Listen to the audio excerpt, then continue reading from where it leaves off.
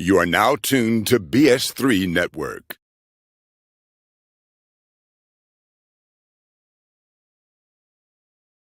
BS3 Network, changing the way you watch TV. You are now tuned to BS3 Network.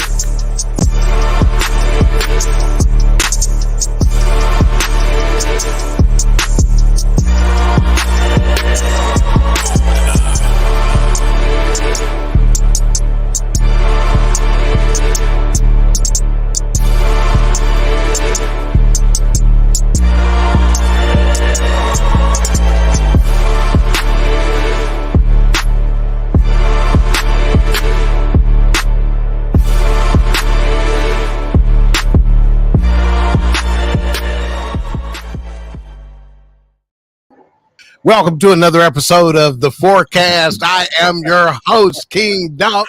Yeah, that's right. He's to the car. He lucky he showed up on time because him and I was finna tear this shit up. Oh, he made me. I'm gonna give him. Hey, man. Matter of fact, go and take off tonight. You can put your shoes, put the feet up. Yeah. He did not. This thing.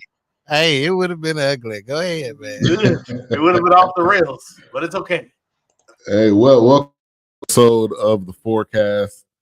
It's the 3cast right now. We'll see what there he is. There go HRap right there. But glad to be on again with you all tonight with another great episode.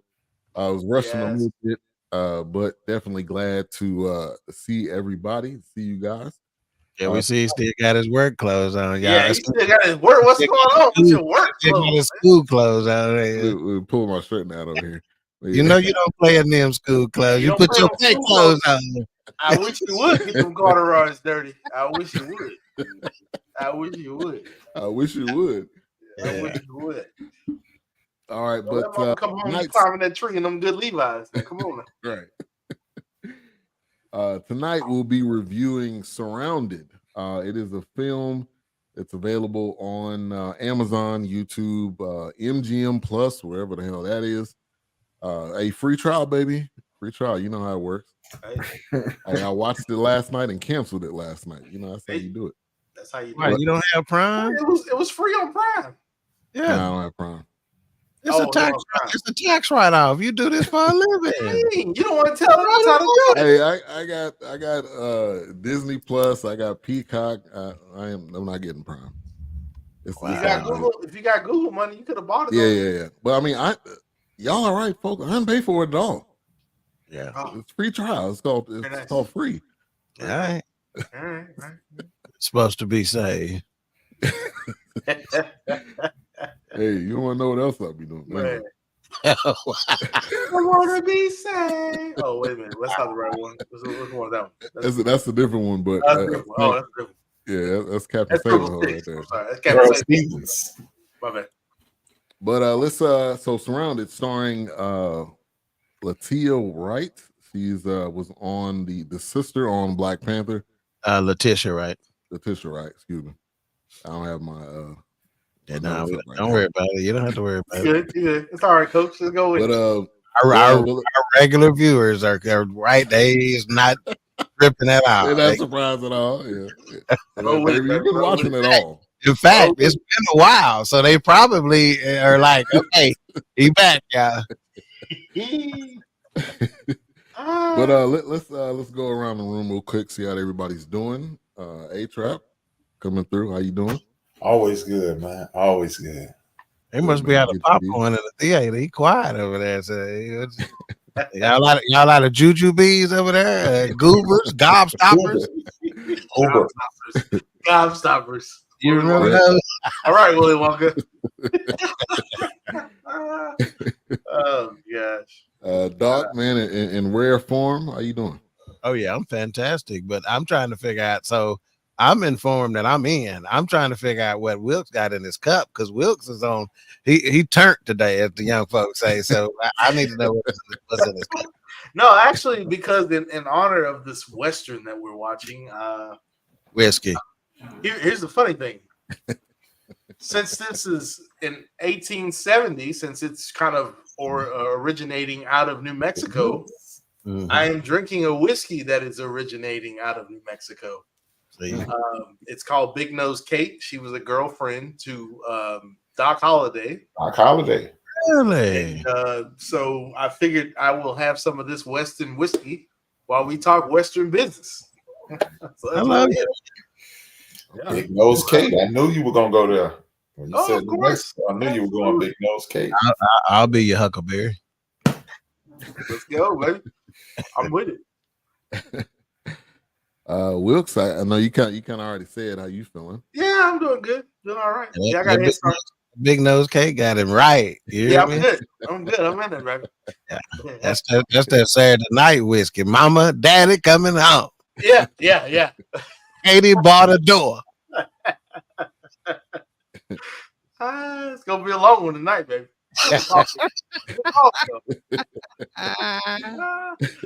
Man. Dawk, go ahead and give us a description.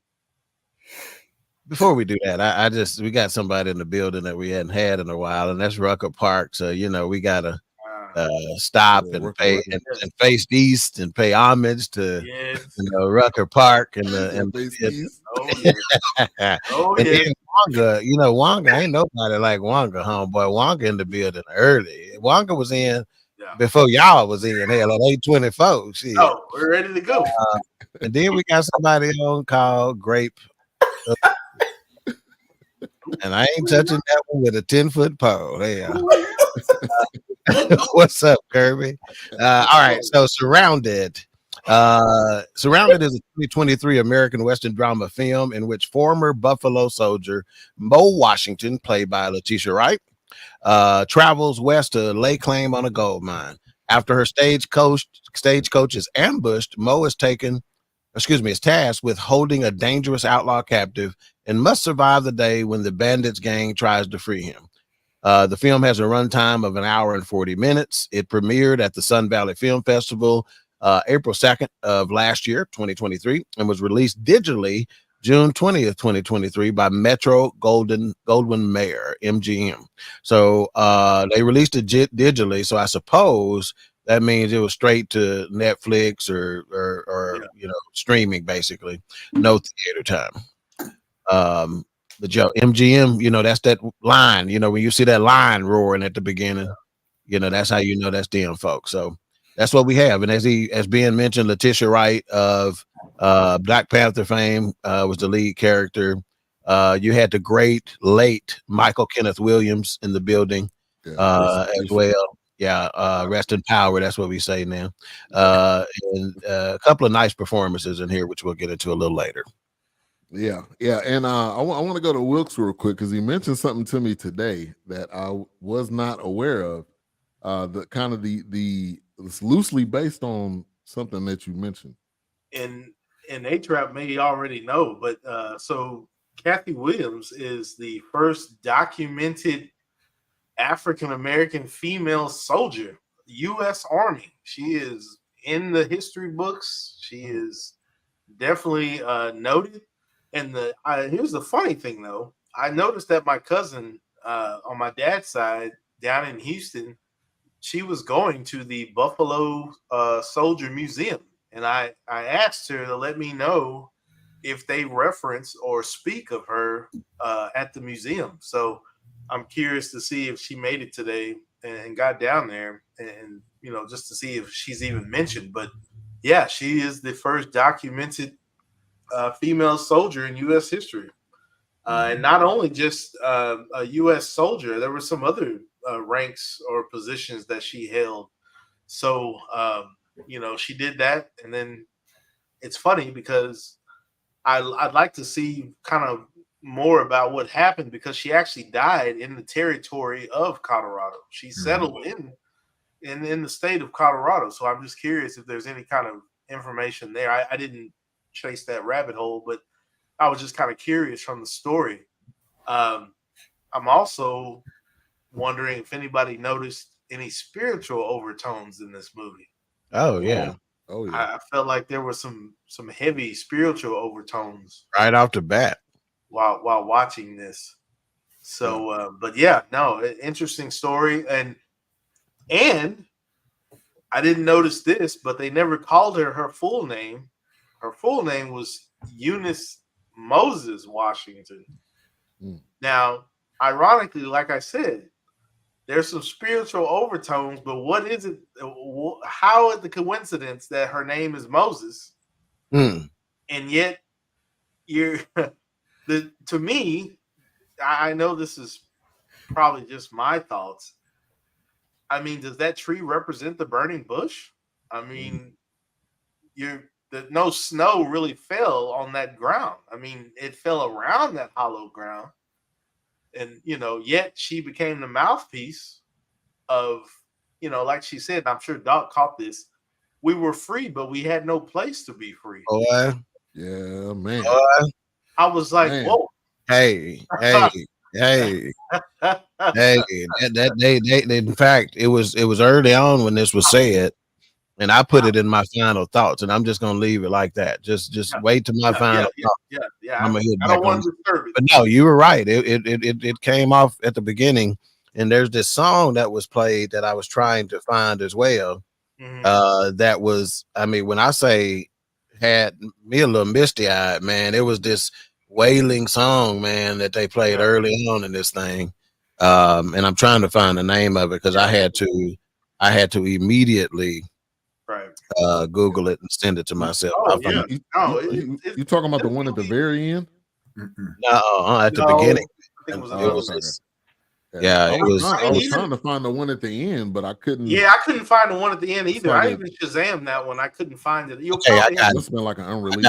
It's called, and it being maybe at the end we'll try to we'll leave with this, man. If you can find this before then, it's called "Calling Me Home" with Francisco Teresi by Rhiannon Giddens. And man, when I say, I mean, you can just see the name "Calling Me Home."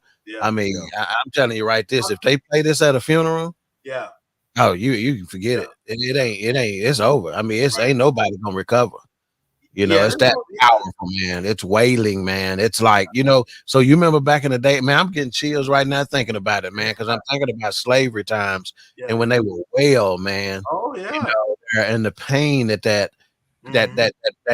evokes in you, but at the same time, it was power for them. No. You follow what I'm saying? They was calling something that was deep inside of them out and up.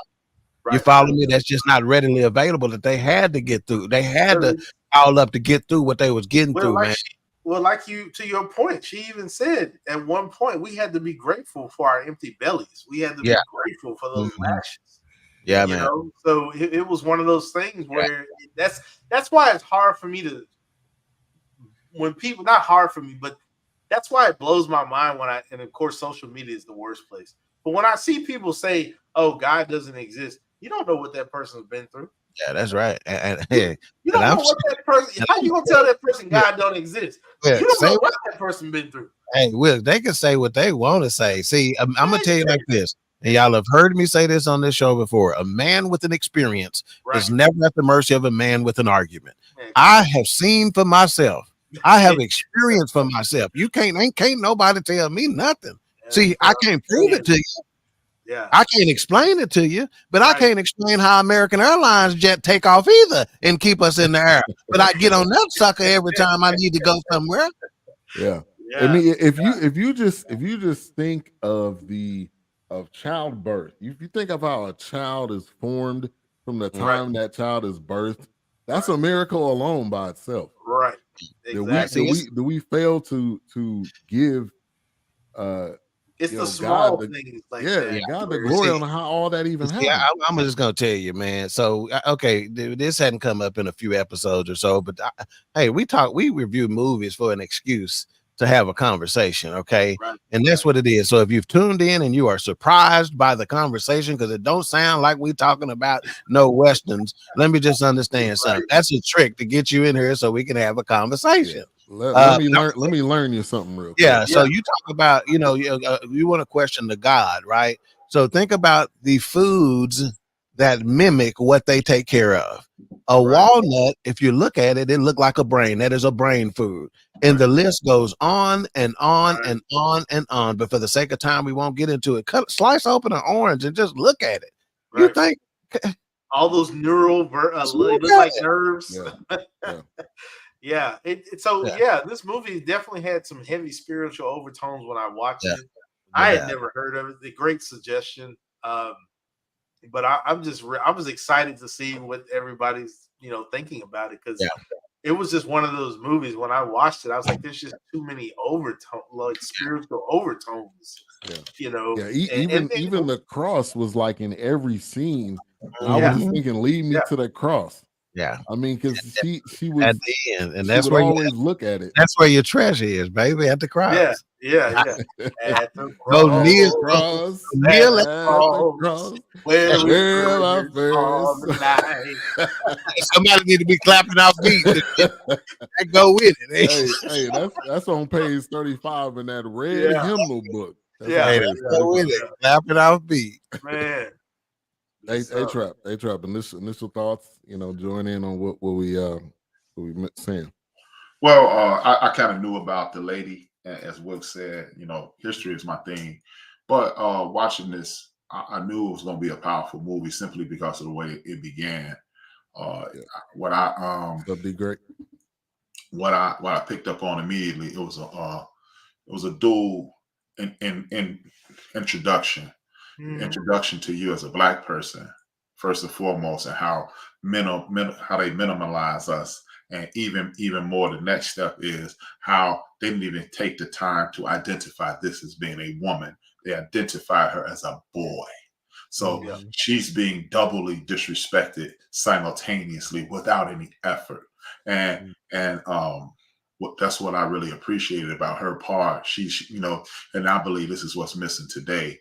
We get so caught up in our own mission and we stop looking at the actual mission. And the actual mission is to not be dehumanized. Yeah. Wow. I just want to say this real quick about the opening. Did anybody notice the transition from the darkness into the light? It went from the darkness as she walked from the church through the darkness and what was going on around her. And even then, the opening was she was surrounded. She was surrounded by people being thrown into slave buggies. She was, or maybe prison buggies, whatever. But she was surrounded by somebody, being drugged by a horse. But then all of a sudden, she steps into the light, and then there's I think you're right. That was, I believe, that was a slave buggy, simply because the 14th Amendment has the but clause. Yeah, you can't be enslaved unless you violate the law. Remember, those people that's were. What I thought. So that's what I thought. I wasn't really sure. I appreciate that, because I wasn't sure 100% on that. But just that transition from the darkness into the light, and then her finding her way into the bar. But I don't want to, step ahead. But I just thought I'd point that out. Good. And I think too, the whole movie, she was surrounded by people that didn't look like her. Until when she ran into Michael K. Williams, and it was still surrounded by people that that wasn't like her. That wasn't which we'll get to that part. Girl, what you doing out here? Right. Yeah. And then he talking about, my daughter, if she was out here, that's when he got her. When he talked about, if you my daughter, all that. That's a lost treasure, man. They say only the good die young. Yeah. Oh man. So man, we gonna be around for a while, is what I'm trying to say. Yeah.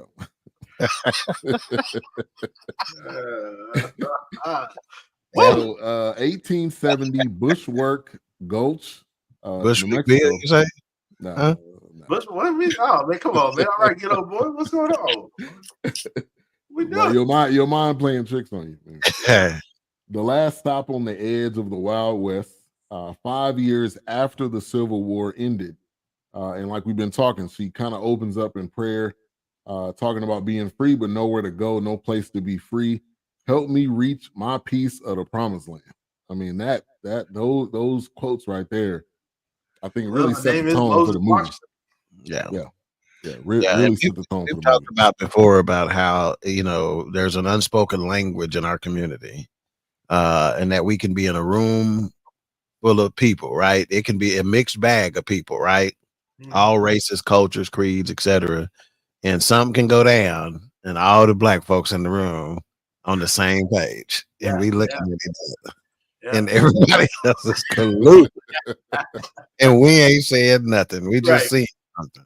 So same thing in these in some of these movies that we watch. You know, we pick up something different. You know, which is why think about this, man. Think about how few black critics there are in Hollywood and have been. You know, and you know, and I'm renowned critics, you know, not the Siskel and Eberts and all those kind of things. And just think about the different perspective that may have been seen on movies and which could have shaped Hollywood and shaped cinema and movie making and pushed in a different direction. Yeah. All right. So she's we kind of already talked, but she's going to Colorado. She has going forward a little bit, she has a plot of land and she has actual paperwork to prove that she has it. So that's where she's going. Immediately when she got on that stagecoach, I was like, I said, what type of BS about to happen on this trip? Because you know it ain't gonna be no smooth trip. You know it ain't gonna be. She could get there safe. Couldn't even get on with the passage she paid. She had to sit in the spot where the luggage supposed to go in the back. In the back. Yeah, the dude couldn't even read. You trying to ask me for papers? Well, get out of here, man. Right. So she's she had to give her gun up. So when she's getting on this stagecoach, what are you guys thinking is going to happen next? Because I don't think it showed in the preview kind of what was going to happen. So HRap, I'll go to you first. Well, you know, you knew it was a setup to begin with. You know, it was as Dawk just stated, we're looking at a situation to whereas they're giving you a situation to whereas the history continues to repeat itself. This is the same Jim Crow. This is pre-Jim Crow, but they start with the Jim Crow. It also identifies our place in history, no matter what corner of this country you're on, border to border, coast to coast. And you knew something was about to happen simply because there's, you know, no matter how wicked the world is, you will always find an ally. And it's, again, as Dawk mentioned, even though he wasn't from our culture, you have people who are good people in this world. No matter what phase of life you're in, good people connect. You know, it's a head nod, it's an eye connection. It's a, hey, I can trust that person. And he let her know without saying a word. He connected with her and said, you know, and realized you, sir, are a peasant. Yeah. This is an honorable person. But I'm not going to cause a ruckus. I'll let you have it in private. And this is something that is lost in culture today. I'll check you when necessary, but we're going to move forward just to get the trip going. Yeah. Yep. That was exactly one of my thoughts. You know, there was a couple of good people, and it was a microcosm of what we experience in today's society. You always got a couple that's going to rock with you. You know, they may not speak up about it. Right. You know, but they rock with you, you know, and he proved that. A couple of folks in there did. Yeah. Wilks, you want to add anything? Yeah. I mean, of course, like you said, I was just kind of curious how it was going to start out.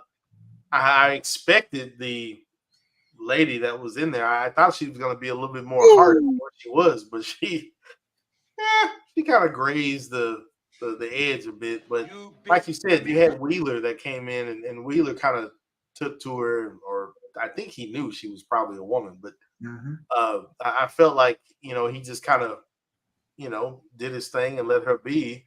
We're just trying to get somewhere, you know. So, and even the guy that he said, like, yeah, she paid, you know, a while back to get a ride on the stagecoach. So, damn, if I paid, why are you still grilling me, you know? Right. And even the significance of the chains that the shackles when he dropped them on the ground. I mean, that was a moment within itself, you know. Yeah, man. So, yeah, and I was like, what y'all finna do with this? Right. Yeah, and I so being asked, you know, what did we think was going to happen when they took off in the stagecoach? I thought they would have trouble, but I was really thinking it was going to be with some, you know, native indigenous people. That's what I thought. You know, but back then, that was your risk, you know. So I didn't know if, you know, she was gonna, you know, the people who had been down in me and not taking care of me, if I was gonna be the hero to them. So it went somewhere where I didn't necessarily anticipate that it was going. Right. But I knew it would be some trouble, but I thought it was, like I said, going to be indigenous people. Right. Because I thought for a minute that they were going to have her help defend the stagecoach, like throw her a gun or something. But yeah, me too. That's what I was looking for. That's exactly. And even when the whole jacking happened, they were like, well, at least they're not Comanches or something. They said something to that effect. At least they're not Native Americans, whatever term they use. But they were basically saying it would be worse if it was them. Yeah, I'm And sure, so because they it's- wouldn't have asked no questions. They'd have been taking Scott jail. Yeah, you would have been dead. Yeah, you would have been dead. yeah. So that's So we did he we mentioned throwing her a gun. The reason why that's the case is because they took her gun when she got on the coach, and they even talked about that, and like, dang, it's a lot of notches in this gun, and this is a nice piece of weaponry you got here, and whatnot. So that was a significant piece. Her gun, they were setting up right then. She knew what to do with it, Right. She that's why. This wasn't a mistake that she had this gun. I love that he kept saying, "You're gonna need this for the rattlesnakes." Right. Yeah. I'm sure that was not the rattlesnakes he was talking about. And I think that's how he was able to identify her. Yeah. He identified her as a soldier because of the weapon that she had. Right. Oh yeah. Because the Remington at that time, I mean, the Remington was a military grade issued weapon. Remington was big. I mean, it's still big now, but yeah, it was definitely a big revolver then. Yeah, and she tried to play it out by saying, "I just needed something I could handle." Yeah. Right. he But he knew. Yeah. Military issue. Come on. Right. Yeah. Now, there was another gospel song, "Father, I Stretch My Hand," because she offered, give me your hand. She was like, "Oh, it's a nigger hand. I can't touch it." And she ended up going down into the canyon. All you had to do was take her hand, and she would have helped. Well, she did, but she didn't want to jump. So last minute. Yeah, man. That always reminds me second guessing. That Dawk and HRap may remember this, maybe not, but of course, for me, it was reruns. But that always reminded me of that episode of the Jeffersons where that man didn't want CPR, even though George saved his life. He's like, "Oh, you should have let me die." Let me die. I was like, "Man, come on." At the racquetball club. Yeah. He had he was having a heart attack or something like that. You rather die. He said he'd rather die than have a black person save his life. He didn't say black person. No, he didn't say. Oh, he didn't say black person already. He didn't say black person. He really did. So can we talk about the view, like the shots in this entire film? You got to watch it just for that, and especially the sunrise and the sun setting views and the mountains, obviously in New Mexico. That was on purpose. I felt like that was a major part of this film that added that depth to it. Oh, absolutely. I mean, I think it's God in his majestic ways in that moment. Everything is untouched, covered in snow. It's at that moment, man is not trying to populate that portion of the area. I think it's just one of those things where it's raw nature within itself. Yeah. And it's like one of those moments where you just say, this is what God has put on a canvas, really.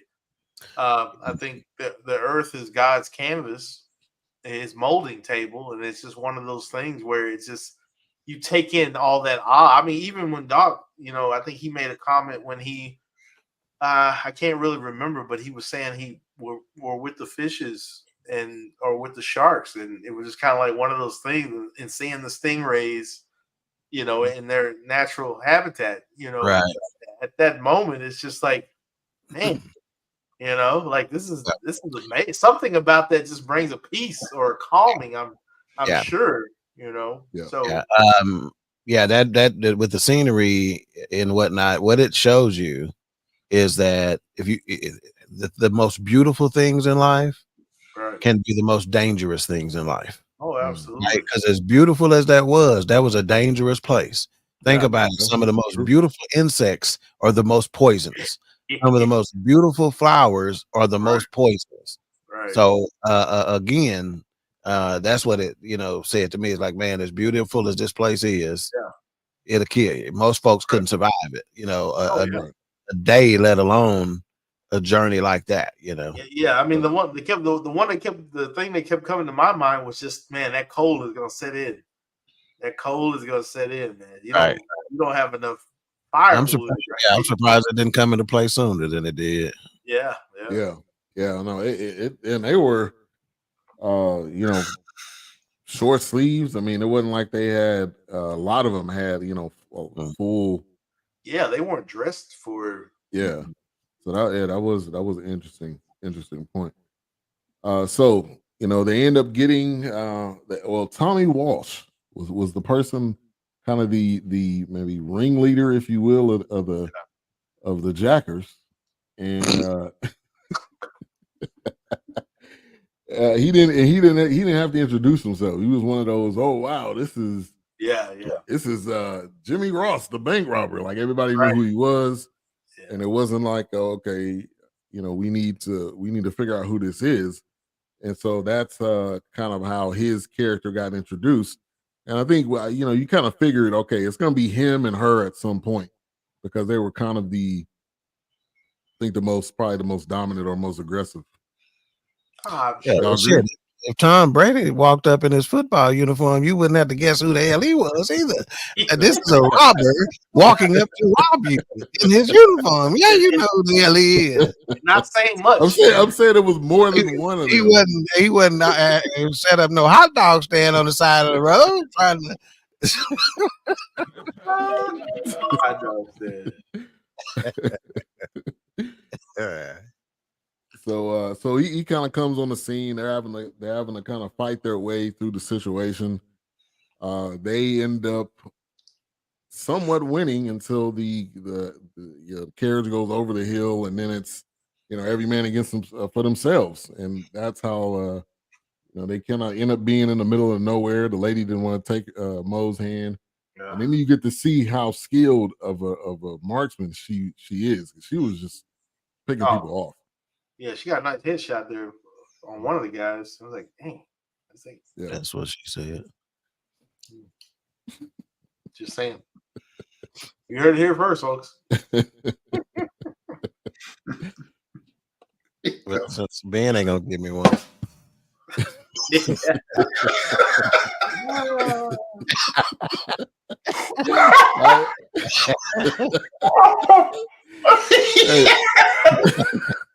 Hey, that got HRap since being hating there. Like, I do it myself. So I'm gonna tell you something else about this show, okay? And what we do. That laughter is needed. Oh, that laughter, they said the word said the laughter is a medicine. I'm telling you right now, it's delivery. Yeah. Oh, absolutely. You know what I'm saying? Absolutely. It's delivery. See? Yeah. There we go. Yeah. Hey, if you're watching and you're getting a laugh, that's our job is done. Yeah. Maybe it's been a long day and you need to laugh on Monday. Exactly. But like when as I was watching this, I was looking at Moses, and she's just like a microcosm of everything she encompasses everything it is to be Black in America. Yeah, you must be able to adapt to each and every situation. You must be at your all-time best at all times. Otherwise, it could cost you your life. Another thing, as you mentioned, Wilks, you got this lady who walked in the door, poo-pooing her. Right. I'm in a position to save your life. I'm also gonna do that. I'm spiritual enough. I'm in touch with myself. I love myself enough not to hate you. Mm-hmm. And then you gave up your life due to the hatred and the vitriol that has been poured into you and your soul. Right. You reject my help at the behest of your own life. Right. This is what we live every day. That's what I'm saying. That's why we, and to HRap's point, and that's why I say you can't tell me to forget. Forget what? We're literally still dealing with this. What are you saying? Right. Yeah. So Ben, remember what I said on Radio Row in the Super Bowl? We were talking about the Cowboys and what kind of coach they need and why. HRap just explained to you why they need a Black coach. Yeah, we've been used to. They need somebody who can navigate the waters that need to be navigated and still right. Yeah, the chaos, the calamity, the situations in which these are uncharted waters for a Mike McCarthy. He doesn't know how to deal with this type of media pressure. He coached in Green Bay. He comes from San Francisco. he sat down in a barn for a couple of years. He's not prepared for the red hot lights of Dallas football. Right. You might be able to coach the Mavericks. You might even be able to coach the Texans, but you cannot coach in Los Angeles. You cannot coach in Chicago. You cannot coach in Dallas. You cannot coach in New York. And maybe even Philadelphia. I will put Philadelphia. There you go. I would get roasted. But it's like, think about this, man. How many times when our mamas was riding and she had to hit them brakes and that arm go out like that? Yeah. So you know what, Dawk? You're doing it wrong. They put it out before they hit the brakes. My point is that she's securing something while she's navigating. It is in our DNA to be able to navigate and still care for, nurture, protect, connect. Been having to do it. Yeah, because to Dawk's point and to HRap's point, you're so busy trying to hate me. I'm just busy staying in my lane and still will nurture and take care of you and do what I can, because it's the value of life that I understand. You don't want to take my hand. You don't want to jump from this stage, coach. I don't want to see you perish. But if you're going to perish, I guess you're just going to perish. Yeah. Acknowledge that Mary is the God in me. That's right. That's it. I don't have time. I don't have time to waste on the fact that you want to hate me or dislike me, or you don't want to be in the same room with me because of my skin color. I'm beyond that. I'm just trying to get somewhere and be peaceful. Leave me alone. Leave me to myself and let me cultivate. Let me grow and create something. Right. But and kind of like HRap, like you said, it's she was seeing the bigger picture all along. Even when she was sitting down with Tommy Walt and basically talking about how he was like, yeah, it's just about the money. Like, we deserve this money. It was like, it's not just about the money. It's about what if I do this, what's inside my soul and how am I gonna feel about this? So she was looking at the big picture, really the whole movie. Even with the pain, when her paperwork ended up getting not visible, even with being shot at, I mean, she was still able to navigate those things. I mean, they were setting up the movie long before, of course, when they got to the tree. But even at the tree, you could tell how she was surrounded. She just kept hearing these voices in the distance and gunshots over here. It was already shaping that moment around the tree, but keeping, her faith in focus, which was in the background. That cross was a symbol of her faith that was in the background. That camera never really moved from that visible faith. Yeah. The only time it really moved from the visible faith is when it got dark. But even then, there was still light at the tree. Kick in. Exactly. So in my mind, I'm like, man, is this tree a symbol of the burning bush? Because, I mean, is this hallowed ground? I mean, the snow never fell within the circle. It fell around the tree. There were times where they even focused on the tree and you would just see the background behind it. But that's just how I viewed it. I could be totally wrong, but that's just the way I watched the movie. Because it sounded like you was on that peyote while you was watching it, because your ass saw a whole bunch of shit. This man said peyote. I was like, wow. Hey, Wilks, you know what else I caught on that? What's that? Look at how many, we started off talking about it from a spiritual perspective, right? Mm-hmm. Look at how many different angles that tree presents as a person of African descent. Oh, absolutely. That tree is the beginning of life. It's the roots. Right. It grows life, right? That's the beginning of life. Yep. Everything starts at the tree. Then it could represent death, because the tree is where a lot of us end up dead, hanging from that very tree. Right. He mentioned that. Then you got the situation to, like you said, this is something. This tree brought her life. I'm pushing way in front of you. Yeah. Get towards the end, it brought her life because it was able to save her life, because she sat there at the tree and presented herself as an innocent person. Because I'm right back. That's why I when you mentioned the biblical aspect of the tree, it did. If everything else fell into place. Yeah, it's just one of those. I mean, I couldn't miss it. It was just one of those things. Like, man, what is the focus about this tree? I mean, there were times where the camera would pan, and that tree was in focus. So there had to be some significant. I'd love to hear if the director ever did any notes about this movie. I couldn't find anything that really kind of went there. But man, I mean, maybe you don't need to. It's left to your own interpretation. But yeah. I think that's the greatness of film and art. It's open to the interpretation of how you see it. Yeah, I think that makes a great film. If it's cut and dry and you know what it is in each moment, then I think that's, to me, that's dare I say, lazy or just basic. Yeah, that's what's up. So yeah, thank you for tuning in. Facebook user, you're tuning in on Facebook. Go to StreamYard.com/Facebook. Give Facebook authorization so we can see who you are. So I mean, Mo was not playing at all when Tommy was tied up, against the tree.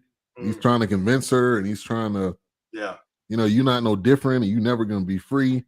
And that's when I think that kind of the other side of her was like, nah, you're not gonna talk to me like this, white boy. Right. He just pimp slapped him. Yeah. That slap was great. Backhand. She unloaded the chamber on him too.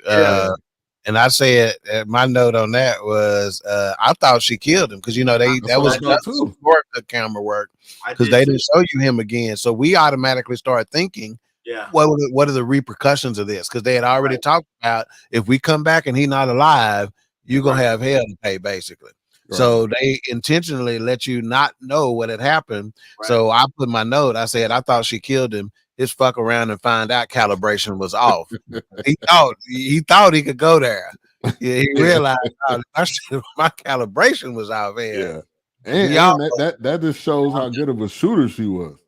Because she probably, I don't know, 4 or 5 times, and all he hit was the tree and not him. And he thought he was dead. He thought he was in. He thought he was on the other side. He was probably losing his mind. It was like, oh hell, I've been hit. I've been talking too much. Right. Thank you for tuning in, Charles Reese. He says the life and death metaphor for the tree was fire. Indeed. And then when we got to her shot, you have to be there. Let me give a shout out. That's my cousin right there. 3 months apart, 3 months older than I am, exact age. So I really matter of fact, I reached out to him a couple of weeks ago, I believe, on a podcast, because I thought his insight would just be, he get it like that. So what's up, kinfolk? But when you see her marksmanship, this is what what's the man's name? The other soldier, the dude who left with the posse to go get Wheeling. Yeah. This is why he respects her as much as he This is an indication of, look, just imagine. This is what I want you to understand. Well, I just want people to think about it if you ever go watch the movie, or as you have watched the movie. Again, this goes back to the strength of our community. This goes back to the importance of how powerful we are and how we must always use the momentum of memory. This is a woman. First of all, she's small. Don't gloss over that, man. That's a big statement. He said the momentum of memory. That's something. Yeah. So you got a woman, first and foremost, being passed off as a little boy. So she got to humble herself and not be the woman that she could be. So I'm gonna suppress my womanhood. And then as I suppress my womanhood, this allows me to be treated as a boy, even less respect than an actual woman. And so her marksmanship, her aptitude to adapt to any situation, this shows the power of Black women in itself. So this is what, this is why, I could speculate. I'm gonna speculate, but this is why this movie didn't go to the theater. You put this in front of 25, 30, 50 young Black women, people will lose their minds on how they adapt depth. Our women are at, as you stated, we our women are nursing their children. Our women are nursing our children. You mentioned holding our children back, being a human seatbelt, being a human safety net, being the savior at all times. This shows you how powerful Black women are. So this is one reason I believe it goes straight to DVD, because there's no way possible we want this to hit the streets. Hit the streets. Absolutely. And women are already the most educated people in the country. Now you're gonna show them that they got power, physical, mental, and spiritual power. Now, we're gonna put this on DVD. We're gonna put this way in the back. Yeah. In hopes that it never gets discovered. And that's kind of like what I was saying, like to HRap's point. You're so busy hating me because of the color of my skin. You're so busy tied up in that. I'm just trying to get where I need to get. But guess what? We can all go together. And I don't mind, if I got to step up and take care of you because your raggedy ass is over here, got a shotgun blast to the leg. Whatever. Yeah. It's like you're too busy trying to hate, and I'm too busy just trying to grow what I need to grow. I'm too busy trying to nurture, and you're too busy trying to be jealous about what I'm doing. You're so worried about who I am that you can't even see in front of you. Yeah, man. I'm trying to grow that kind bud. Leave me alone. Let me grow my sticky icky, and then you can go about your business. And I think, and there was only, to HRap's point, there was only HRap has been awfully ticklish tonight, haven't you? You know you're retarded, man. I mean, I can't say retarded. It's too late. Too late. And that's the second week in a row. Didn't last week we say something about being touched or something? Yeah, right. Yeah. Touched. Bless his heart. Yeah. But it was only two women in the film. One was a weak woman that couldn't handle herself, and the other one was Mo, which was a strong woman. Yeah. So I think that was another parallel right there. Think about the differences in those women. No, she was weak, getting all the respect, getting all the love, getting all the the consideration. Let me help you out, ma'am. Let me do this for you, ma'am. Yeah. What's good, y'all? Appreciate you for tuning in. So the guy that was on the stage, coach, like that by herself too, wasn't it? For the time, which was weird, her making that trip by herself, that older white lady. No, it's not. It's not strange. Y'all think about it. Think about it, man. Okay, you've heard it. You've heard it in court cases today. Well, what's the most powerful thing in the world? What's the thing that can't be defeated? A white woman's tears. So you got this older white woman on the stage, coach. We got 4 white men ready to die for her. She's safer than the rest of them out there. They ready to jump on a bullet for this woman. Me and Ben done been in the same men's fellowship on Friday nights for years and years and years. Yeah, so we have something else that is undefeated, but it's still women, ain't they tears? But it's still, I'm gonna be quiet, boy. I go somewhere with that. Yeah, you're right about that one. You're right about It'll get your ass took to court. Undefeated. All time. And still. Ladies and gentlemen of the world. And still. Play that again, man. Hey, man. That was perfect timing on that one, man. To this dyke. I love it. That makes me so happy, dude. What's up, Keisha? She said, go there, Dawk. Nah. Yeah, you don't want that trouble. You don't want it. Yeah. She said, I'd love to hear it. She said, I love with uppercase. Yeah. So Mo ends up getting away. And they end up coming to a point where Tommy Walsh is a bounty on him. So quickly we learn that his own guys 100,000, right? Wasn't that the number? First he said 40, and it was 120. No. That was the amount of money that they had stole. The bounty was 10. Yeah, they had robbed the payroll that had just it wasn't it the railroad payroll? Payroll. Yeah, I think it was the railroad. The railroad was one of the biggest employers at the time, you know. So I think it was the railroad payroll that they had robbed, which is 120,000. But I thought that they said his bounty was, I can't remember, 10,000. I thought it was 10,000 or 100,000. One of the two. It was 10. Yeah. I didn't know, but what I didn't understand is how she responsible. Like, how they gonna hang her if he comes up? Like, why would you? I mean, you look, you acting surprised like it's supposed to be fair. It wasn't fair. I know, but that make no sense. Fuck that. No, y'all, man, no ass nigga, no. Right, it wasn't gonna be fair. You think the hangings of our people was ever fair? Hey, man, look, hey, say, man, I ain't got nothing to do with this white boy. Y'all better get this. Okay? I ain't even finna hang my ass over this nigga. What the fuck y'all saying?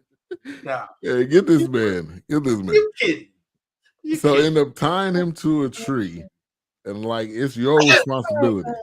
If he dies, on you. Right. If he dies, she almost lost. Hey, 5 minutes in. Okay, 5 minutes in, she was about to smoke that one. Not only did he quote Rocky, he quoted Rocky 4 specifically. If he dies, he dies. I don't think we experts at this shit. Y'all got us twisted. Y'all tweaking in this, man. Just saying, man. It was 5 minutes in, and she was about to smoke him.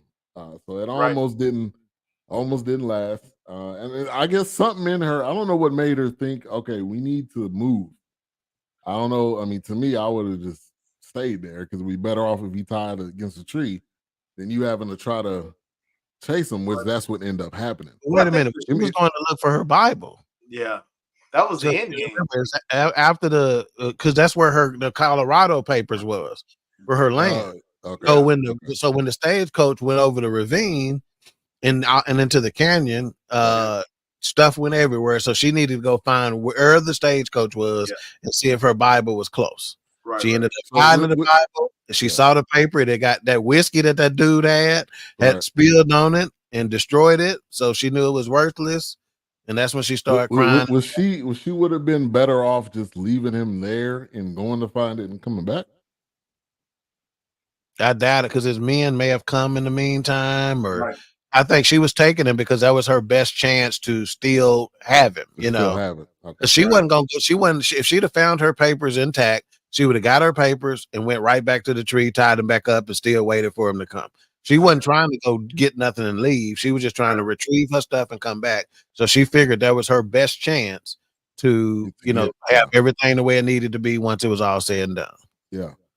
And so as soon as they get there, Comanches are there, and they're like, "Yeah, we don't deal with either one of y'all." Like they was ready to take care of both of them. And it was interesting. He said Buffalo soldiers killed our people. That's something to the effect of what he said. So I mean, they was ready to off both of them, and the movie would have been over. So obviously that couldn't have happened. Yeah, but he and the guy ends up running off.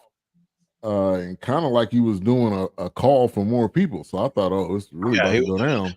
But let's not forget, though, when they were faced with those Comanches who were trying to loot the carriage that they came for, and he started speaking in Comanche or whatever the language is, right? Right. Cherokee, there you go. Because that freaked her out. Right.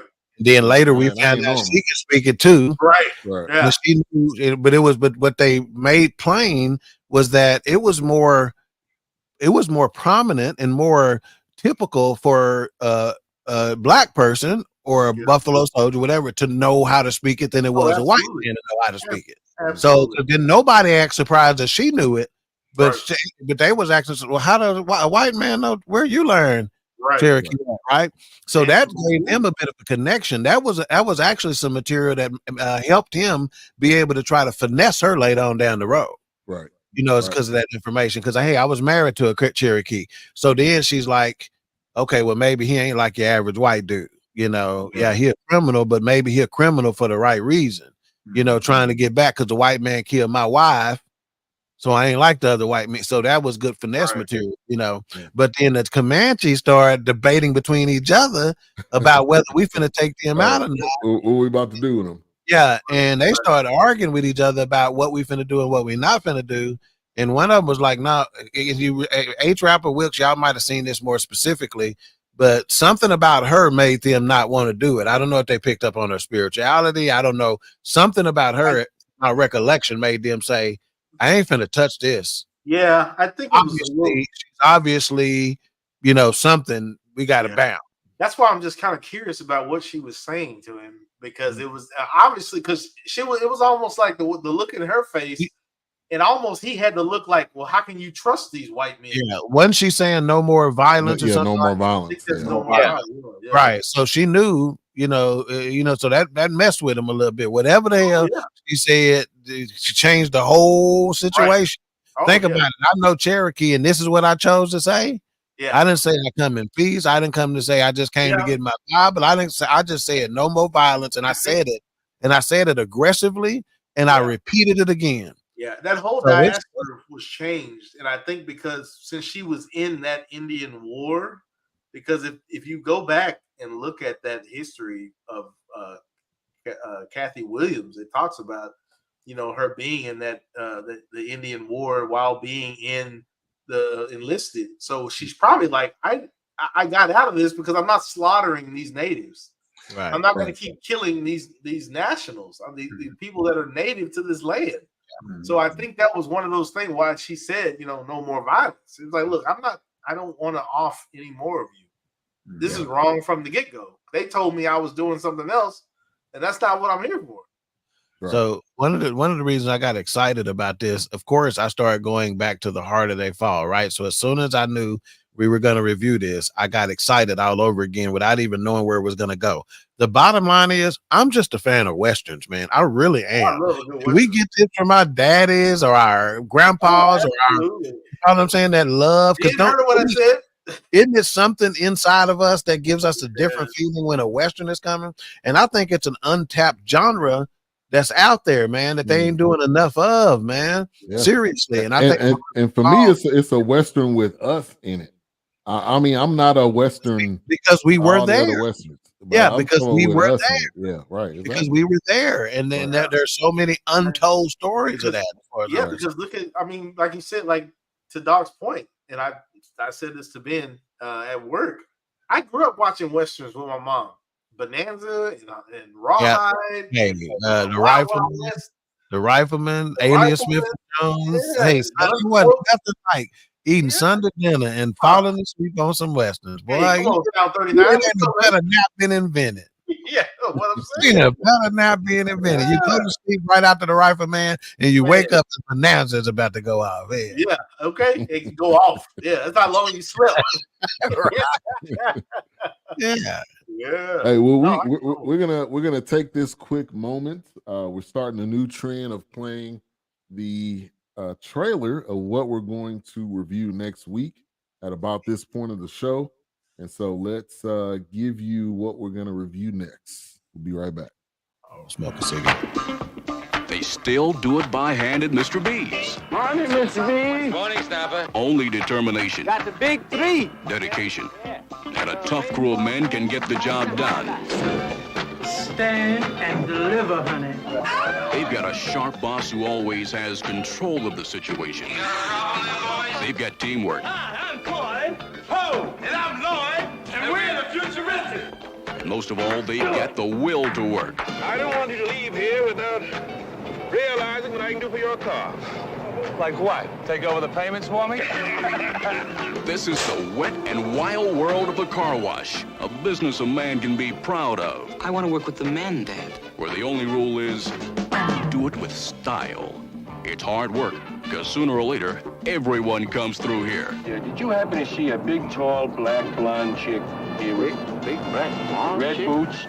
Listen, I'd like to talk to someone and get some information about a social disease. Hey, brothers, I'm here to unite with you. Hey, baby, how you doing? Good, I'm glad to hear that.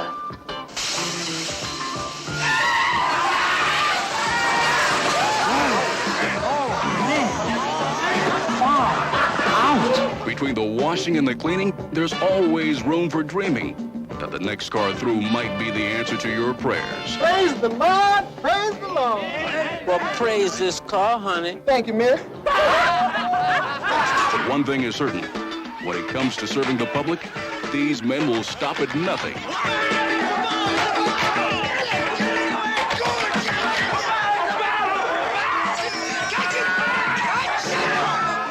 George Carlin, Professor Irwin Corey, Ivan Dixon, Lorraine Gary, Jack Kehoe, the Pointer Sisters, Richard Pryor.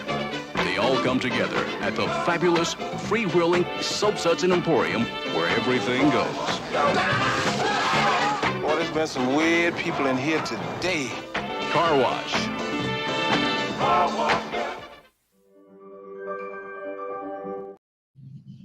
All right, so next week, throwback edition Car Wash.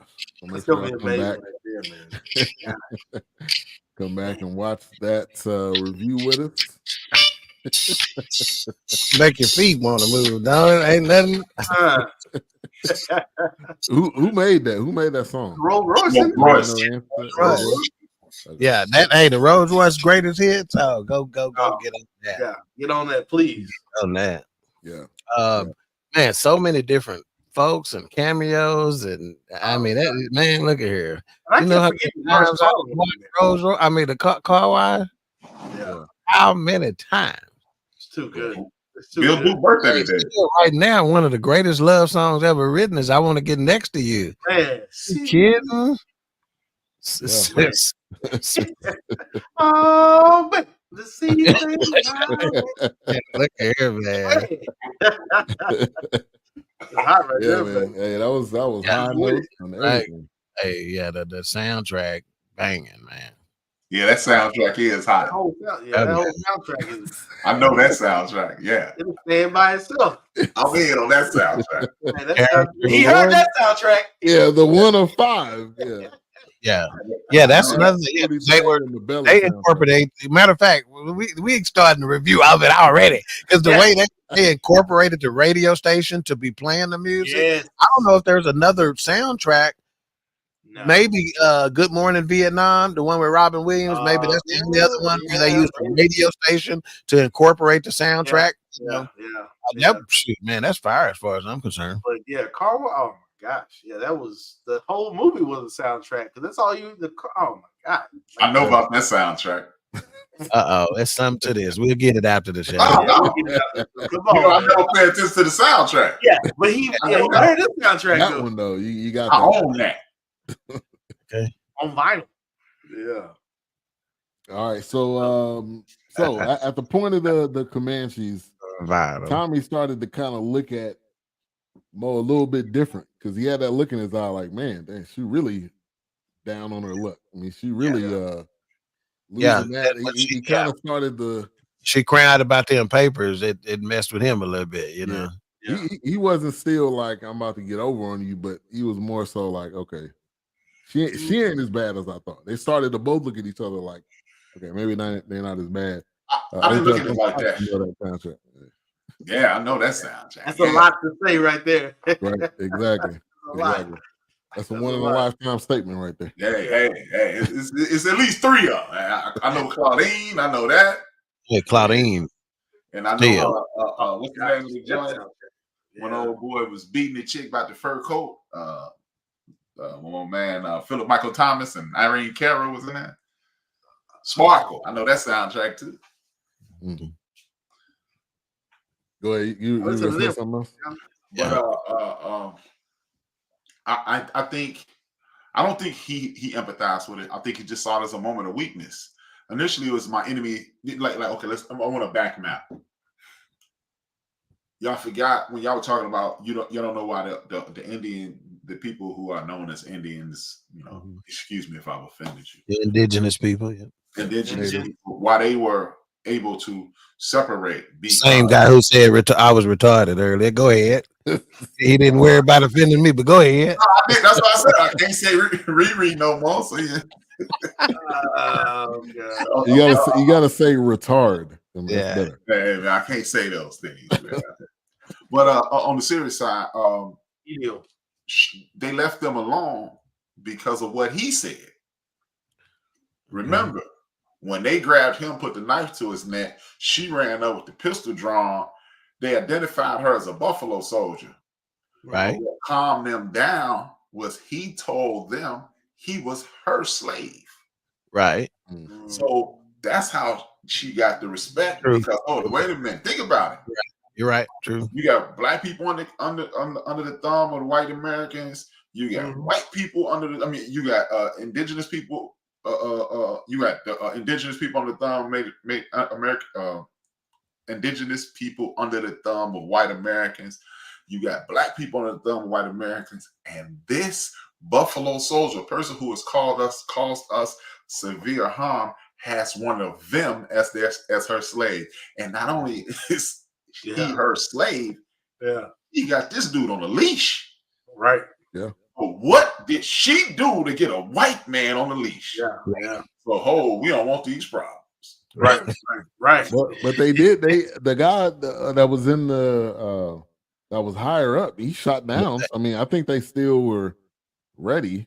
But if they were ready, but think about it, Ben. They were arguing amongst themselves. One of them Right, think about it. Oh, you got a white man on a chain. Slow down. Yeah.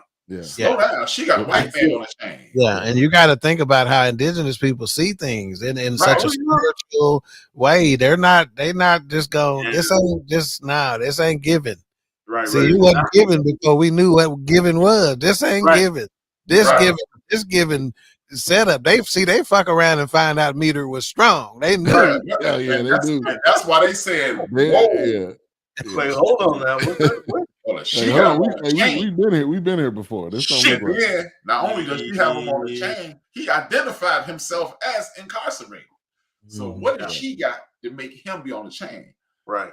And this is why I believe, this is why I believe that they were quicker to retreat, because we don't want to deal with what she has in store for us.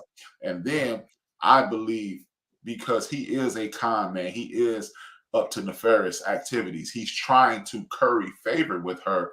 That's why he opens up with this story. I don't even believe he had a white indigenous wife, but he opens up with this indigenous wife tale, this fable that he presents to her to lower her defense. Yeah. Because now because think about it. He started talking to her about reparations. He started talking about revenge.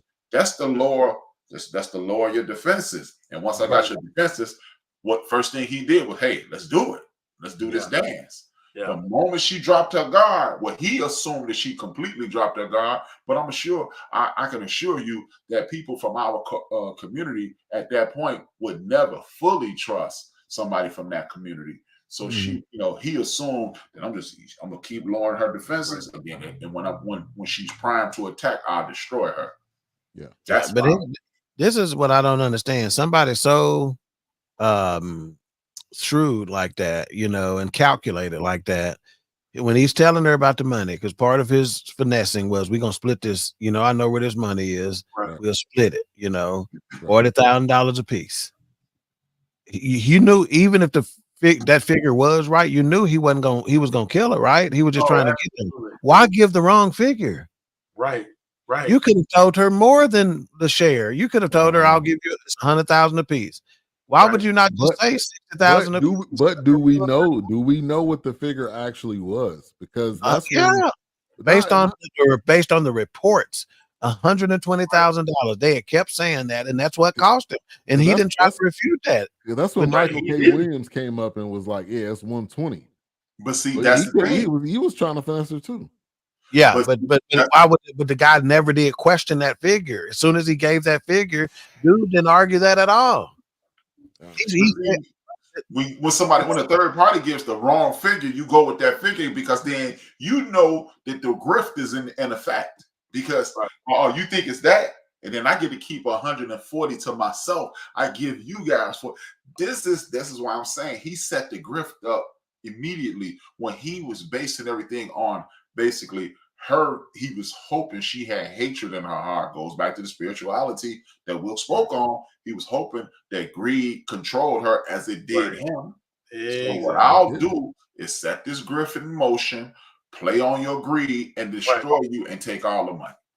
Right. Yeah, even to the very end, fast forwarding, they were gonna go their separate ways. and he ended up being the one to pull it, and she had to kill him.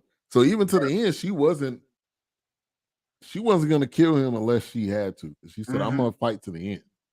But we can go our separate ways and move on. I don't need the money. You can do what you need to do, right? And it would have been over with. But I did want to get to the point where they had some real good dialogue between them. When he was basically trying to sell her, like, we can get this money, and she was talking about freedom, and they were talking about the different types of freedom. I felt like that was a powerful moment right there. I thought Keenan Allen was going to show up and say, "Message." I mean, that was one of my favorite parts of the movie, to be perfectly honest with you. Yeah. Because that was a message. That he wasn't talking. That wasn't a conversation between them, if you ask me. That's a conversation between Black America and what's going on. We talked about this. I did a special show with Mo and Jungle Brother yesterday, right? And we started talking about owning your own businesses and growing them versus taking the buyout. Because we've been trying, hey, do you want something worth $50 million or do you want $50 million? They were saying, don't always go for the buyout, because the buyout could end up in your destruction. This could lead to your demise, because holding something worth $50 million means that thing could potentially grow into $200 million or whatever, whatever the number is of that time. Right. Yeah. We as a community, we tend to, okay, this is worth $50 million, but they're going to give me $100 million. But what we have to do is do like Moses did. But what is the consequence? What are the consequences of me taking that money? Right. Because now I have to watch for you into perpetuity. Yeah. This isn't just an ending situation. And as you just mentioned, the very end of the movie comes full circle with him running down on her, ready to do away with her. Right. And this is what we end up with. I'm going to take the money. Then I got the money. And then the IRS man shows up. The robber barons show up, whether they be family members, friends, or what have you, or people who are just trying to take things from you. But if you have this thing, you build upon this thing, you expand with this thing, and then you allow it to grow and matriculate into billions and millions and then billions potential. Yeah. I mean, to that point, I mean, he was already, pretty much trying to talk about, oh, well, we can get this and go. Just think about it. It's Tommy Walsh and the Colored Girl. Like, I mean, he was selling it, man. Yeah, he was already trying to sell and trying to get her. Like he said, he continued to try to work on her. And it was just like, no, man, this is it's more to this. You still thinking about the money. He's like, oh, come on, money. It's all about the money. Money is dirty anyway. All money's dirty. But like she said, I don't make deals with the devil like that. So he just kept continuing to try to tear down, that wall that she has there, because hell, we saw it, when it was just like, oh, you don't trust me? Like, what's, I had a daughter of your age, and you pushing away the only boat you got and all. I mean, everything around her was like just trying to get into her mind, pulling at her. Yeah. Now, so when she was in that situation where she could have went with Will Clay, Michael K. Williams' character, or Tommy, I was starting to feel for her, like, man, which way do you go? Because either way, you're gonna die. Like, with at least with Tommy, he's still tied up. This other guy, you don't know at what point. So I don't know which way was y'all thinking to go. Oh gosh, I mean, I have to say at that moment, they were trying to they were making his character Will Clay, they were making this character believable. Yeah, like, okay, very believable. I was like, okay, even I was like, I don't know what I'm thinking here. Yeah, but the movie couldn't have gone where it needed to go. Yeah, if she'd have went with Clay, what's his name? Michael K. Williams' character, it couldn't have went, because think about it, they were gonna go, claim the reward for themselves, dead or alive. It made more sense for her to eventually not go there, And it also gives you another example of a microcosm of a woman's life. Do you go, all skin folk ain't kinfolk, And then when you're in this oppressive state, when you're in this oppressive situation, your brothers tend to take on the identity of the oppressor. So yeah, Michael K. Williams, on the surface, you got my best interest in mind, but are you gonna respect me? Are you gonna treat me like the other people gonna treat me? More than likely you are, because you've been woven into a wicked situation. We're in the midst of a crime. We're on a crime scene. The United States of America is a crime scene. It's the biggest crime scene in the history of the world. So, and we as black men, again, that's what I say. This movie was talking to our community. We as black men need to stop adapting to the dominant culture's way of life and start uniting. But a lot of us we will much rather get rich and then destroy the sisters and then live the rich life than to come together and build the community, build out the community. So that's what I believe that section was about. You may not ever get rich.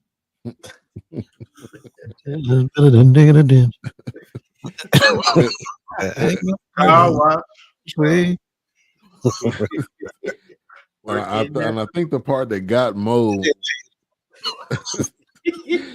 was when he said, sorry. asking her if she got her 40 acres and a mule. Right. When he said that, I was like, whoa, okay, maybe we maybe on the same page. And even she said, I don't know what to do, which I think it was a mistake to tell him that, because then he started to play on her more. So she was really, like back against the wall. And then he ends up pulling that whiskey out. You think she said that on purpose? Yeah, she said that purposely, because if you continue to pour it on thick, then you a creep. Yeah. He continued to try to play on her from an emotional standpoint. I'm gonna keep playing this emotional heart. What you doing? I'm keep drawing you in, and he wouldn't stop. So she said, "Oh yeah, this game." I'm gonna tell you what OG told me one time. He said, "I done talked myself out of Mo Pete, and you done talked yourself into." Amen. Hey man, come on now. You talk too much. Shut up. And the fact that he just came out of the cuts, like Homer backing into the bushes, like, dude, where did you even come from, man? I was out here hunting and stuff. Yeah. He had a three-piece suit on. Wall Street game immediately, because game recognized game. Right. My boy out here to dust the triple vest and everything. Come on, man, with a Dobbs hat. Come on, man, stop. Right. And he pulled out that whiskey, and that's how they knew that he killed those people. Which one of the guys, he was about to die anyway. Which it was funny, because in the beginning of the movie, when she was at the bar, they showed that whiskey before they even knew who the guy was on the end. It had Mr. Fields' whiskey on it, so you didn't know who the guy was until he got on the stagecoach, which I thought that was pretty clever. Man, and that guy tried to pull a fast one, acting like he was having a heart attack. Man, I was like, man, you about to die. But as soon as he started talking, I was like, he about to be the first one to die, man. He talked first one out. Yeah. So the whiskey was Mr. Fields. Yeah, Mr. Fields. So the daddy was making whiskey and the mama was making chocolate chip cookies. And Mr. Fields whiskey and Miss Fields. Hey, come together, baby. They entrepreneurs. Come together, baby. Chocolate whiskey cookies coming near you. Yeah. Boom, man. Let's wrap it up. Perfect. All right. So let's get to some final thoughts. And Mike, rating. What did you rate it before tonight? Or before the show? When are you rating it after the show? Let's get back to that, and we're gonna go to Wilks first. Going into it, I really didn't have a rating. When I look, I mean, I love westerns. I was raised watching some westerns, and this, it's good to see. Kind of, it looks like westerns.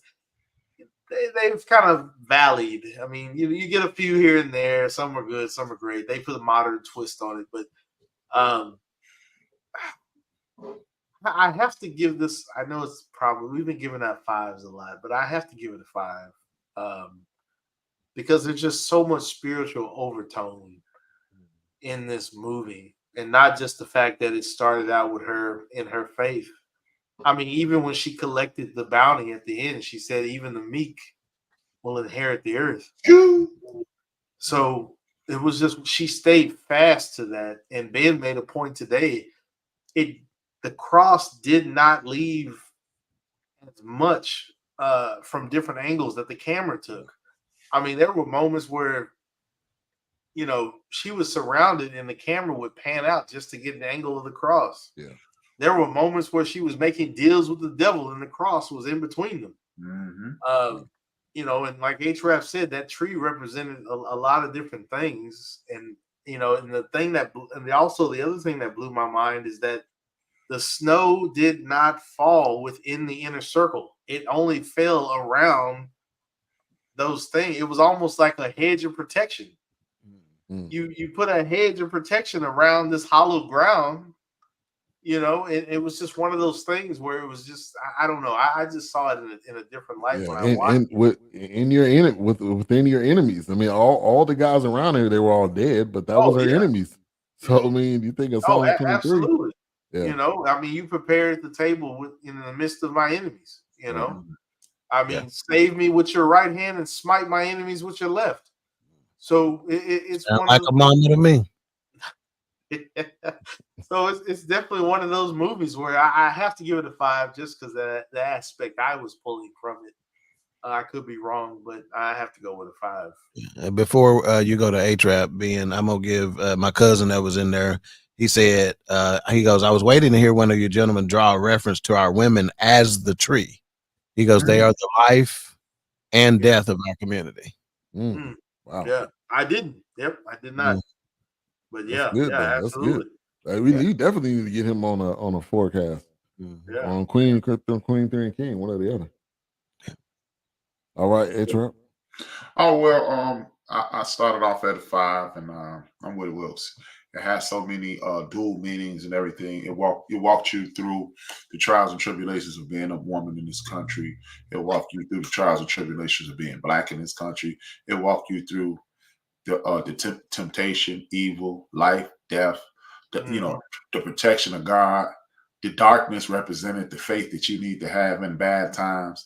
The light came about. I mean, it was just so many spiritual references. It was the dictionary definition of what it is to be Black, and especially a woman in this country today. To HRap's point, I mean, this is another side of it until HRap said something. That tree could have been the tree in the middle of the garden that died. Man fell. I mean, once man fell, it was just like, okay, this is the tree where life had started.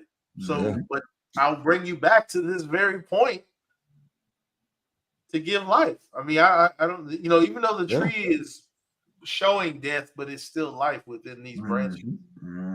There's still waters within these roots that are buried on this mountain. Upon this rock, I will build this church, and not even the gates of hell will prevail against it. So it's just one of the movie just had so many overtones. It was just one of those movies that it was pretty big.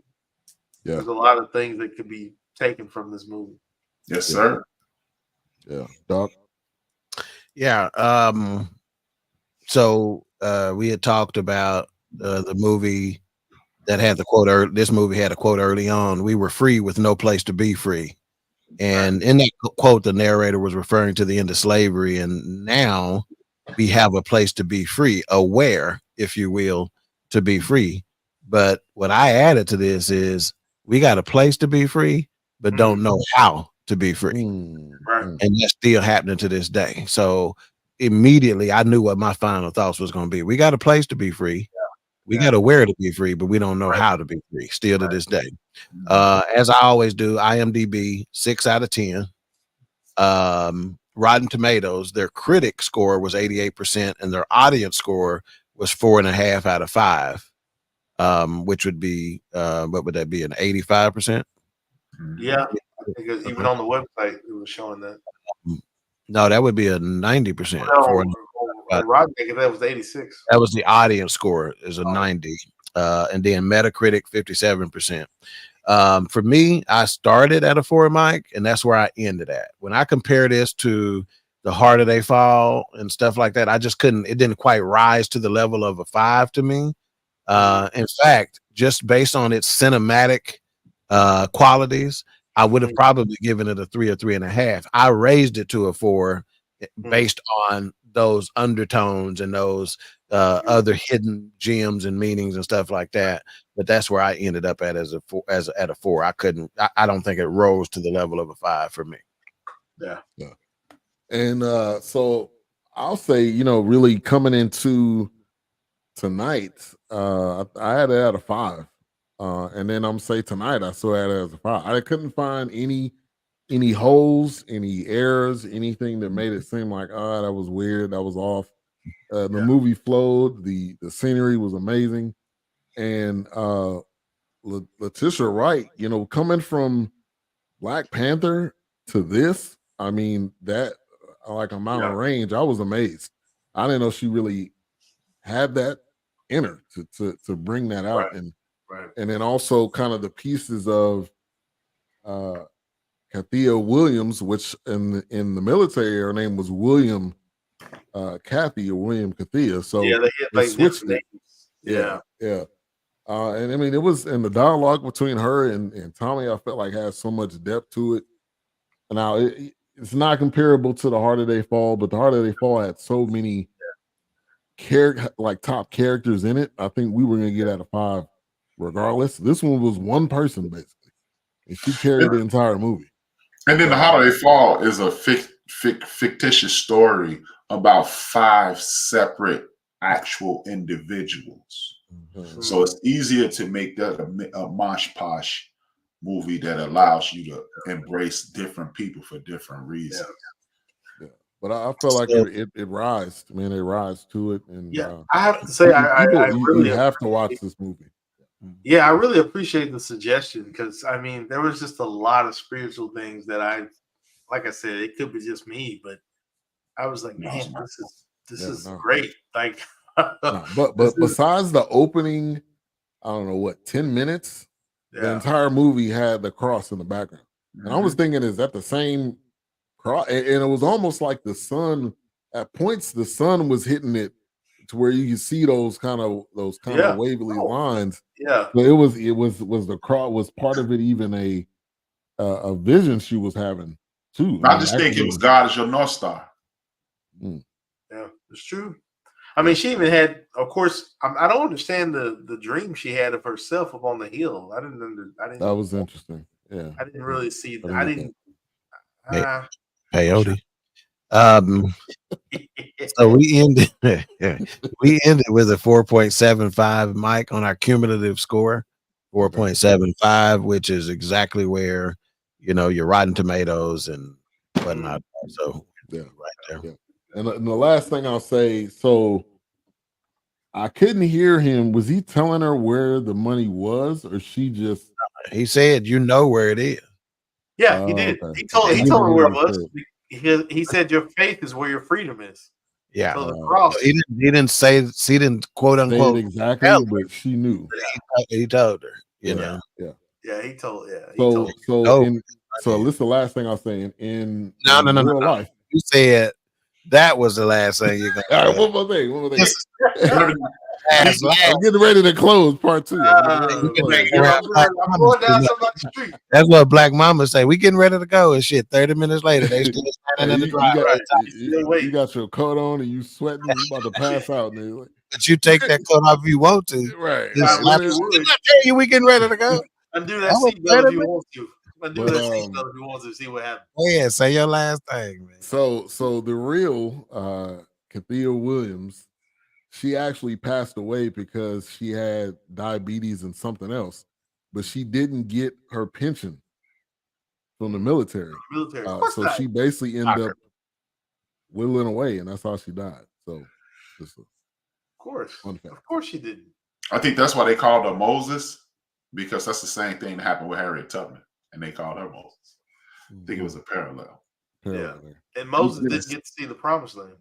Yeah, that's how they built the Harriet Tubman Museum in New York, because they took her pension finally in about maybe 8 years ago and built that house. And Moses Malone played with Dr. J, Julius Irvin, who played in a movie later where they called him Jesus. So another parallel. It's the same picture. One the same out here, baby. Let's go. What's coming up on the end of the bench tomorrow? Oh, my bad. Let's roll it. Let's go. Basketball. That's my favorite sport. Tomorrow on the end of the bench, I'm gonna review the fish to save Pittsburgh. No, oh wow, Aquarius. This has a hyperbolic title. It's called "Be a Republican If You Want to," and that's all I'm really saying. I'm gonna leave it to the imagination. I've already received some vitriolic inboxes. Oh man! I need you to just tune in tomorrow. And do you know what that means? I need to break that down? That vitriolic inbox. I don't know if your HBCU taught that. Okay, all right, go ahead. Yeah. Well, his HBCU is allegedly better than mine. Allegedly. He's at the house. But Mo Brown is the first HBCU name. Mo Brown is Mo Brown. Just say that. Now, Mo Brown is the first HBCU named after a black man. I'm just saying. That's something. I'm just saying. AME Church, African Methodist Church. AME. I'm just saying. All right, Queen Thing. White dude. My fault. Queen 3. More spiritual undertones. Seeing is believing. We're gonna talk about faith or the lack thereof. So it ought to be a good one. We have special guest host Derek, the Thought Engineer Smith of Man Talk Monday. He's always good for some nuggets. So that ought to be a great show. So just playing. You got to give us that quote you left today. Earlier today. God, you got to give us that quote. Come on, brother. Yeah, hang on. Give me 2 seconds. I pulled it up really quick. Yeah. So that quote I left you with is, "Your dirt doesn't excite God." That one. Wilks? Your dirt doesn't excite God. Your obedience does. And that was just a word he gave me the other day. He's like, I ain't moved by your dirt. Right. Yeah, I knew you were dirty when you came in here. Thank you. It don't excite me. That don't move me. But when your sin isn't going to outdo the next person to make me bring you into the fold. Yeah, but when you obedient, that's what excites me. That's what get me crunk over here. Right. The dirt don't move me. Your obedience. It's funny. To Dawk's point, there was a sermon that I had heard years ago, and he said, in that sermon, he said, sometimes heaven will reject your praises. You don't all this hooping and hollering and slanging snot everywhere in there. Yeah, what is that doing to God? That's not moving anything. I mean, you try to move mountains, but if you just come humbly and come open hearted and ready to receive, it's one of those things where, even the heavens will reject your praise sometimes. Yeah, that's what's up. And that leads me into another piece of this that I'm on. A second part of this is going to be, I'm going to challenge. Right. I'm going to challenge the actions speak louder than words. Come on. There's a lot of folks done been saying action speaks louder than words for the longest, but from a Christian perspective, from a spiritual perspective, does it? Right. If actions speak louder than his words, why can't we physically move the mountain? We supposed to speak to it, but don't tune in to me tomorrow and get told nothing. I'm just telling you. I'm just a messenger. That's real. Yeah, so when I saw it, somebody might be tricking you in the actions speak louder than words to get you to move instead of speak. Right. Oh, and I bet you tomorrow. By the way, another spiritual overtone on this movie, real quick. I have to say this about this movie. It was definitely one of those, the devil on one side, the angel on one side, but it was also reminding me of bounding the devil on earth. Whatever you bind on earth, you loosen it. You loosen in heaven, you bound in heaven. Yeah. I mean, it even reminded me of a Twilight Zone episode where the Howling Man, supposedly they had captured the devil, and somebody was tempted enough to let him go. So it was just one of those. This movie just had so many different elements to it. I So, think Teddy Pendergrass talked about that. You better let him go. man, Look TKO. like another love. TKO. Man, looking back over my years, I must have shed some tears. Looking back over my years, I must have shed some tears. Yeah, that's a bad boy. Man. Yeah, man. And he was singing about other boys. Yeah, you probably will. Yeah, lady boys. That's all right, Catholic Anyway. Church. But what's going on? What's going on? All right. Well, we thank you guys for tuning in that one. to the forecast tonight. You know what we do every Monday, same time, 8:30 Central, bringing you a movie review, a film, documentary. Yes. Before I kick it to you, HRap, I want to give a quick shout out to our sponsor, Sheer Alternatives. Go to their website. They have all natural toothpaste, mouthwash, and they're at the farmers market every Saturday and Sunday in Dallas. And I went by there last weekend. I met with Carlos Miller. That's the guy standing right next to me, and he's there every weekend. He was also at our 4th annual award show. So definitely a solid dude. Go by there, say what's up. Even if you don't buy something, go by there, say what's up. Get a sample. I mean, they always there every weekend. So that's what's up. All right, HRap. Before I do anything, I want to say shout out to my cousin Andrea. This is the first time she ever came in. That was her who just said hello. Oh, okay. Andrea, Appreciate you. Thank you, cuz. Appreciate you. Yeah, Appreciate it.